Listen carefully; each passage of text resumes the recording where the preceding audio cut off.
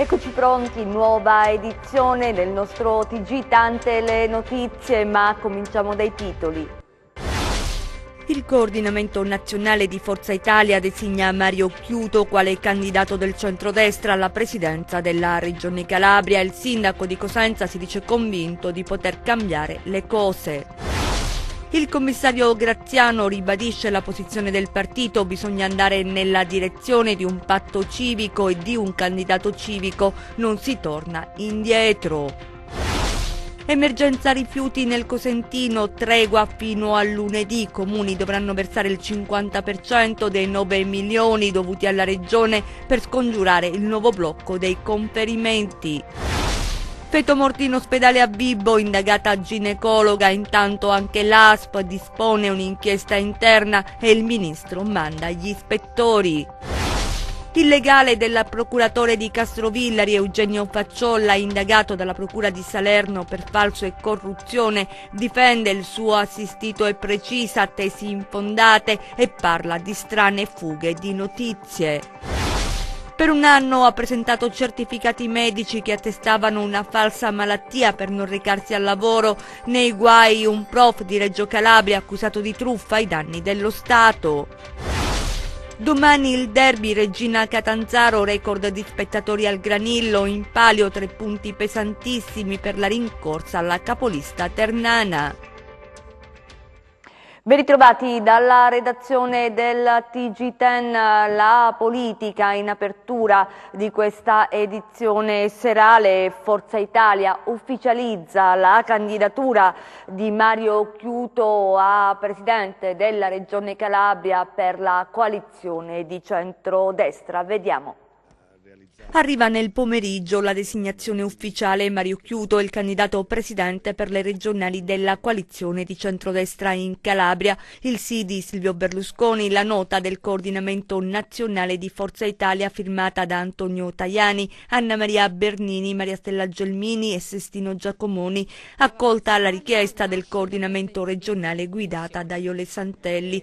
Mario Occhiuto è al suo secondo mandato alla guida della città dei Bruzzi. Da tempo ha avviato un tour in tutta la regione per far conoscere idee e progetti di rigenerazione urbana, le slide sul modello Cosenza e la nascita dei comitati nei territori. Soddisfatto e grato è il commento a caldo del candidato governatore della Calabria per il centrodestra. La diatriba sulla mia candidatura, ha aggiunto, non mi ha spaventato, fa parte della normale discussione politica. Ero e rimango convinto di poter applicare il cambiamento esattamente come a Cosenza, dove parlano i fatti e le polemiche rimangono, sottolinea, sterili strumentalizzazioni.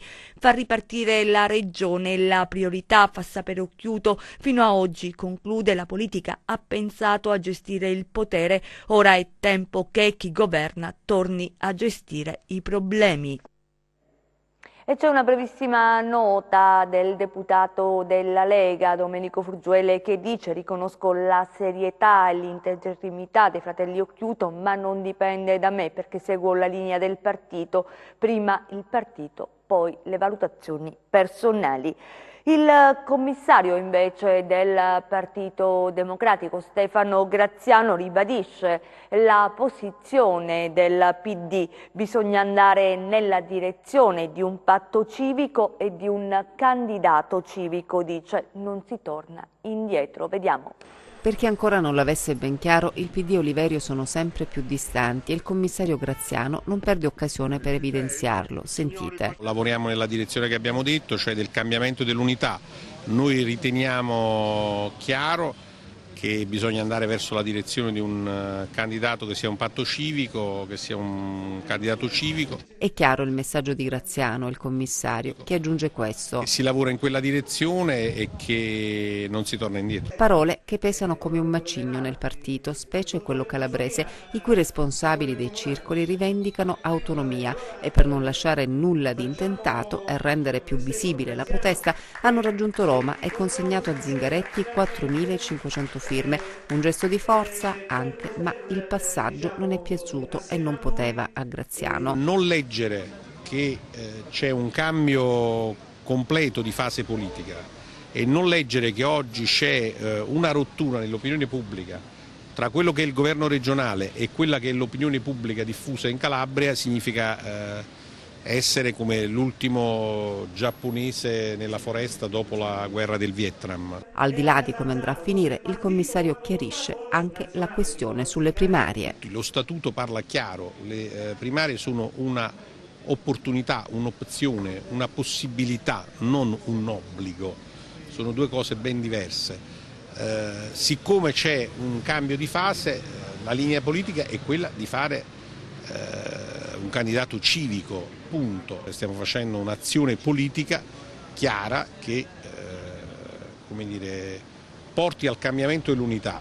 Chi vuole lavorare nella direzione di rompere il partito, di rompere la discussione, di creare una difficoltà, io penso che sia il migliore alleato della destra.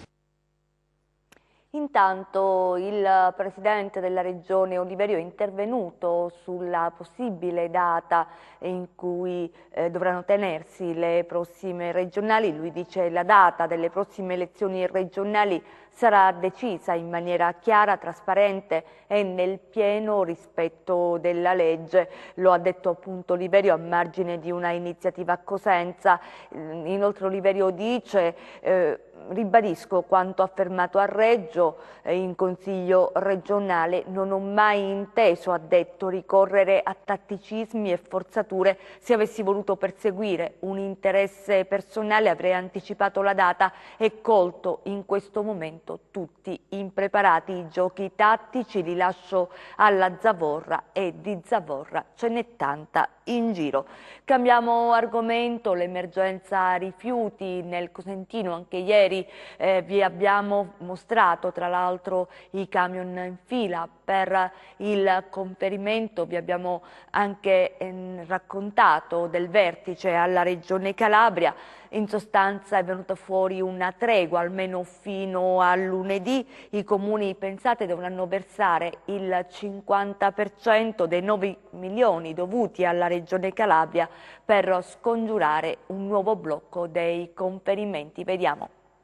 3 giorni di tempo per accumulare più di 4 milioni di euro da portare nell'assemblea di lunedì pomeriggio e scongiurare una nuova crisi del sistema rifiuti in provincia di Cosenza. Solo il 50% del dovuto al 30 giugno, in virtù dello sconto, diciamo così, applicato dalla Regione al lato cosentina, che altrimenti avrebbe dovuto versarne oltre 7 di milioni, ossia l'80% del debito totale accumulato dai municipi. Un'apertura che ha consentito l'immediata ripresa dei conferimenti negli impianti. Già ieri, alla luce delle novità emerse dalla riunione in cittadella, è ricominciata la raccolta del residuo e questa mattina i mezzi provenienti dai comuni del territorio hanno potuto lasciare il proprio carico. In breve, dunque, si andrà a regime e, sempre che si riescano a trovare i soldi necessari, ad oggi pare che si sia arrivati a 2 milioni circa, anche questa emergenza sarà scongiurata. Ma fino a quando? Perché il problema non è certo risolto, solo rinviato. C'è una questione economica che riguarda i costi dello smaltimento. Oggi la tariffa vera che i comuni dovrebbero pagare sono almeno 150 euro. La Regione sta chiedendo il 50% di una tariffa a 112 euro. Quindi ben al di sotto di quello che è realmente il costo. Quindi io spero che si tamponi questa situazione che ci consente comunque di arrivare alla fine dell'anno. Ma il 2020 bisognerà fare i conti con le tariffe giuste. E c'è poi la questione ancora più complessa che riguarda invece gli impianti. Che gira in tutti i nostri comuni calabresi, pensare di portare gli scarti fuori dall'Italia a 250 euro a tonnellata, capite bene che è improponibile. Qui bisogna trovare situazioni che restino in provincia e che costino quello che sono costati fino a giugno del 2018. Vale a dire una discarica che è costata 70 euro e non andare a smaltire a 250 euro. La drammatica vicenda del bimbo mai nato a Vibo Valentia. C'è una ginecologa indagata dalla Procura di Vibo, intanto però anche l'azienda sanitaria provinciale ha aperto un'inchiesta interna allo Iazzolino e il ministro ha inviato gli ispettori a Vibo. Vediamo. C'è un'indagata nell'inchiesta avviata dalla Procura della Repubblica di Vibo Valentia sulla vicenda del mancato parto cesareo, la cui conseguenza sarebbe stata la perdita della bimba che portava in grembo una 32enne. L'indagata, a cui è stata notificata un'informazione di garanzia, è la ginecologa dell'ospedale dello Iazzolino di Vibo, che aveva seguito la giovane mamma durante la gravidanza. La donna era alla 39esima settimana. Il provvedimento emesso dal pubblico ministero titolare del fascicolo d'inchiesta Concettina Iannazzo, secondo quanto si è appreso dal Palazzo di Giustizia, al fine di accertare i fatti, le circostanze, cosa è realmente accaduto, si è data delega per le indagini agli agenti della squadra mobile. L'inchiesta, va ricordato, è partito dalla denuncia dei genitori della piccola, tanto attesa e mai nata. La drammatica vicenda della bambina morta prima di nascere, consumatasi nell'ospedale di Vibo Valentia, si è trasformata in un fatto di interesse nazionale, al punto che il ministro della Salute Roberto Speranza ha immediatamente predisposto l'invio di un'ispezione nell'ospedale Iazzolino. Dinanzi alle versioni contrastanti tra quanto raccontato dai familiari della giovane madre di Favelloni e di medici dell'ospedale, la stessa azienda sanitaria provinciale, attraverso il direttore generale Elisabetta Tripodi, nell'esprimere particolare vicinanza alla signora e dei familiari per quanto è accaduto, ha fatto sapere di avere immediatamente disposto, nel rispetto della tutela della professionalità degli operatori dell'azienda sanitaria, un'inchiesta interna volta ad accertare i fatti avvenuti, riservandosi di adottare i dovuti provvedimenti nel caso in cui dovessero scaturire specifiche responsabilità. Intanto, ieri pomeriggio è stato effettuato il taglio cesareo, inizialmente programmato addirittura per oggi, ovvero 24 ore dopo la drammatica scoperta. La decisione di anticipare l'operazione chirurgica si è resa necessaria per poter effettuare gli accertamenti sulle cause del decesso della creatura e verificare la scansione temporale dei fatti. Avendo ricevuto la denuncia del padre della bimba mai nata, la Procura di Vibo Valentia ha affidato il compito ad alcuni specialisti, mentre la stessa famiglia, attraverso il proprio avvocato, ha provveduto a nominare un proprio perito di parte. Rimangono da chiarire le circostanze che hanno portato a questo tragico epilogo, soprattutto facendo chiarezza sulle diverse e contrastanti versioni dei fatti, in attesa dell'esame autoptico. Quanto è successo è certamente un fatto gravissimo che merita l'attenzione di tutti gli organi preposti, siano essi organi inquirenti o appartenenti ad altre forme istituzionali, che hanno il dovere e la responsabilità di occuparsene, ed è bene che lo facciano. Dopodiché non facciamo processi sommari a nessuno, non diamo giudizi emozionali. Per quanto mi riguarda faccio l'avvocato e non mi occupo di morale. La ricostruzione delle dinamiche e dei fatti per come si sono verificati verrà accertata nelle sedi deputate a farlo e quindi nelle aule giudiziarie. Certo è che sulla base della narrazione offerta dai genitori del piccolo, condotte negligenti sembrano allo Stato essere una verità sulla quale non è lecito avanzare dubbi, la cui attribuibilità a chi o a coloro se ne siano resi protagonisti sarà compito dell'autorità giudiziaria stabilirlo. Il legale del procuratore di Castrovillari, Eugenio Facciolla, indagato dalla Procura di Salerno per falso e corruzione, difende il suo assistito e precisa tesi infondate, poi parla di strane fughe di notizie. Vediamo. Una tempistica singolare nella diffusione della notizia riguardante la fissazione dell'udienza preliminare con i relativi contenuti. E il primo commento è dell'avvocato Antonio Zecca, legale del procuratore di Castrovillari Eugenio Facciolla, che secondo la Procura di Salerno avrebbe affidato alla ditta STM il noleggio delle apparecchiature per le intercettazioni, procurando un ingiusto vantaggio patrimoniale all'azienda, e in cambio avrebbe ricevuto il servizio di videosorveglianza alla propria abitazione. Ciò che sorprende, fa notare Zecca, è anche che abbia ad oggetto perfino una contestazione da cui il coinvolgimento del procuratore di Castrovillari è stato escluso dai risultati dell'incidente probatorio richiesto dalla stessa procura. Per quanto attiene all'altra ipotesi di reato contestata, va precisato, afferma il legale, che il procuratore Facciolla aveva conoscenza che le immagini del sistema di sicurezza posto a tutela della sua persona, fatte installare dal Comitato per la Sicurezza, avevano quale destinatario la questura, come è normale che sia, e non altri soggetti, perché altrimenti si sarebbe vanificato l'intero sistema di sicurezza. Solo in seguito alle indagini di Salerno, il procuratore Facciolla ha appreso che le immagini immagini non venivano più inviate alla questura. Ciò concreta un'evidente esposizione a pericolo per l'incolumità stessa del magistrato, quindi giammai un vantaggio ma solo un danno. L'avvocato Zecca inoltre spiega che per quanto riguarda poi gli incarichi alla ditta amministrata dalla signora Aquino, gli stessi non sono intervenuti ad opera del procuratore, poiché quelli disposti nelle indagini condotte dal procuratore corrispondono solo a 3 incarichi in oltre 3 anni e 9 mesi e una quantità consistente di indagini condotte direttamente dal procuratore. Facciolla, per nulla turbato, dice Zecca, continuerà nelle delicate indagini che tiene in corso a Castrovillari con la solita serietà e la quotidiana serenità che fino ad oggi ha contraddistinto la sua attività professionale. A Reggio Calabria adesso, perché per un anno ha presentato certificati medici che attestavano una falsa malattia. Lo ha fatto per non recarsi al lavoro. Nei guai adesso c'è un professore nella città dello Stretto, è accusato di truffa ai danni dello Stato. Vediamo. Era stato assunto come docente in una scuola in provincia di Vicenza con un contratto a tempo determinato dall'ottobre 2018 al giugno 2019, ma il prof risultava sempre ammalato e così di fatto non ha mai prestato servizio in quella scuola così lontana da casa. Protagonista un 36enne reggino, la malattia era farlocca, lo stipendio invece quello no, e l'insegnante malato immaginario ha continuato ad intascarlo senza aver lavorato neanche un giorno. Il docente giustificava le sue ininterrotte assenze con certificati medici attestanti una patologia grave che necessitava di una terapia salvavita, ma l'Istituto Scolastico Veneto ha segnalato la vicenda. Sono state avviate le indagini coordinate dalla Procura di Reggio Calabria e condotta dalle Fiamme Gialle. È stato così scoperto la falsità del certificato medico madre apparentemente rilasciato da un ospedale di Reggio Calabria che attestava la presunta grave patologia. L'uomo avrebbe presentato al proprio medico curante documentazione sanitaria falsa. Il medico, sulla base di tale apparente quadro clinico compromesso, produceva e trasmetteva telematicamente all'Istituto Vicentino tutti i successivi certificati medici attestanti la necessità di terapie salvavita. E così il furbetto è riuscito per un anno a percepire lo stipendio rimanendo a casa. La Procura adesso ha emesso un decreto di sequestro preventivo d'urgenza anche nella forma per equivalente delle somme indebitamente percepite. Il provvedimento è stato eseguito dai finanzieri reggini. L'insegnante è accusato di truffa aggravata ai danni dello Stato e false attestazioni e certificazioni. Le altre notizie di cronaca nelle nostre brevi.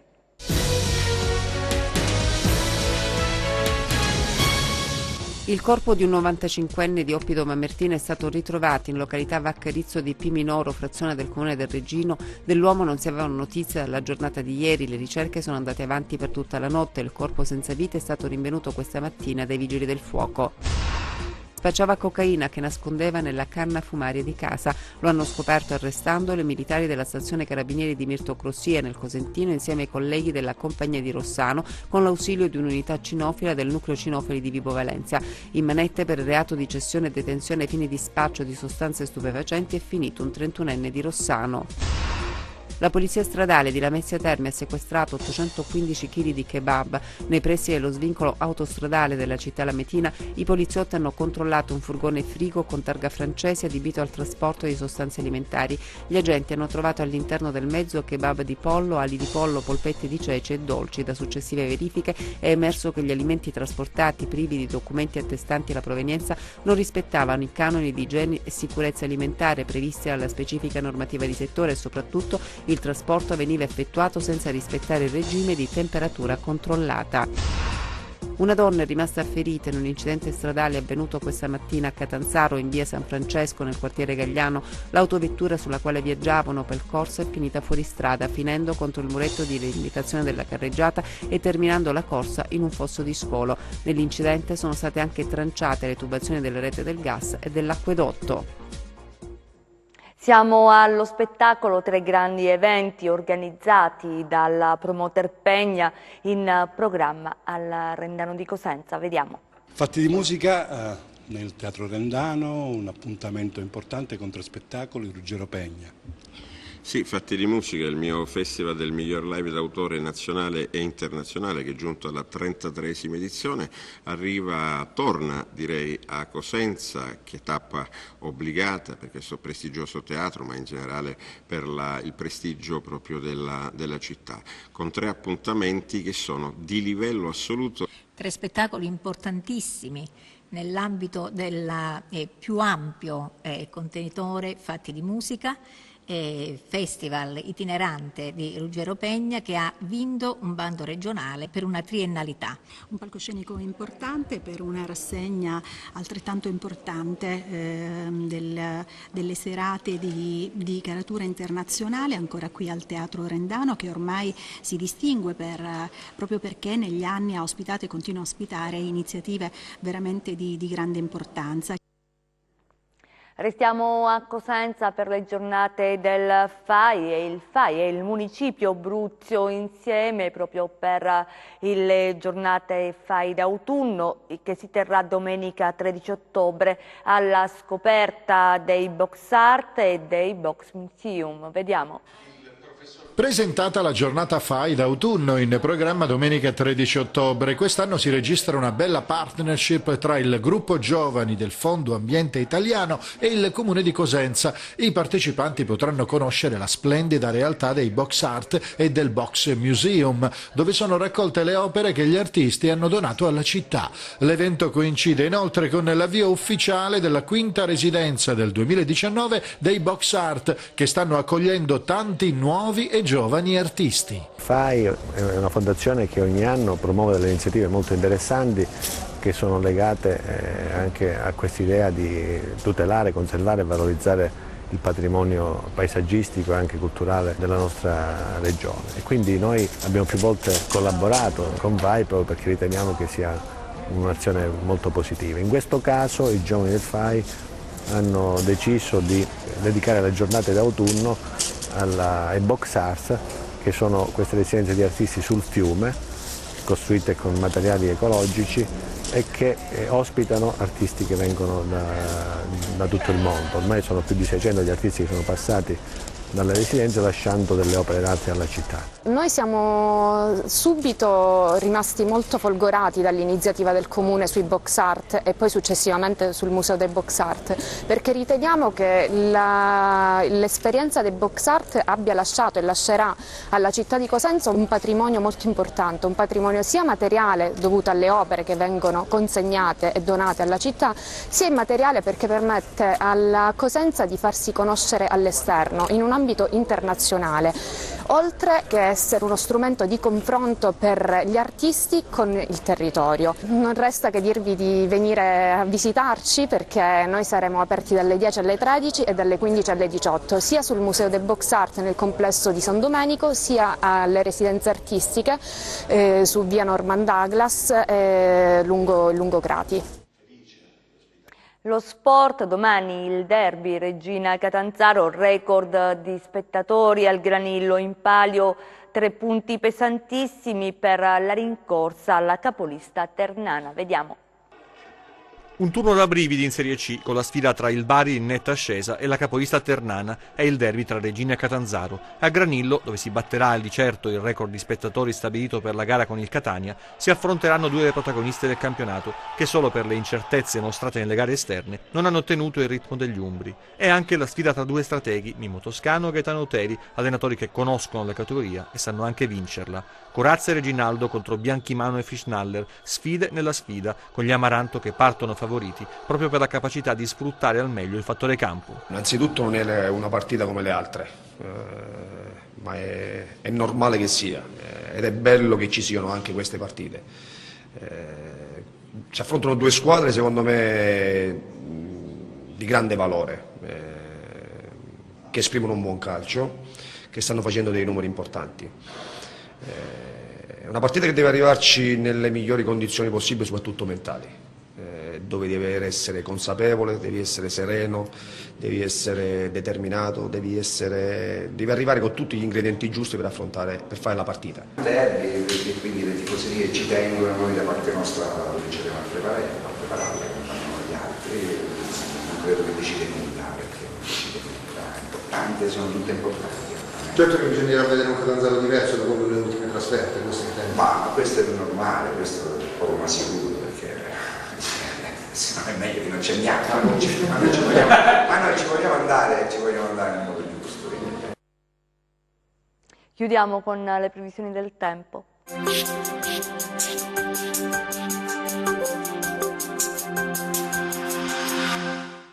La presenza di una vasta area anticiclonica sul Mediterraneo centro-occidentale garantisce condizioni di generale bel tempo con temperature al di sopra delle medie del periodo. Domani generalmente soleggiato su tutta la regione, clima decisamente mite, specie nelle ore centrali, quando i valori massimi potrebbero superare diffusamente i 25 gradi. Passiamo ai mari e ai venti. Domani quasi calmo il Tirreno con venti deboli direzione variabile, poco mosso o mosso lo Ionio con venti deboli dai quadranti settentrionali. Prima di salutarci vi ricordo il nostro sito web www.meteoincalabria.com e la nostra pagina Facebook Meteo in Calabria. È tutto, ci fermiamo qui, grazie per essere stati con noi, grazie in regia a Michele Cava e messo in onda a Giuseppe Costanzo. Noi vi auguriamo un buon proseguimento con i nostri programmi.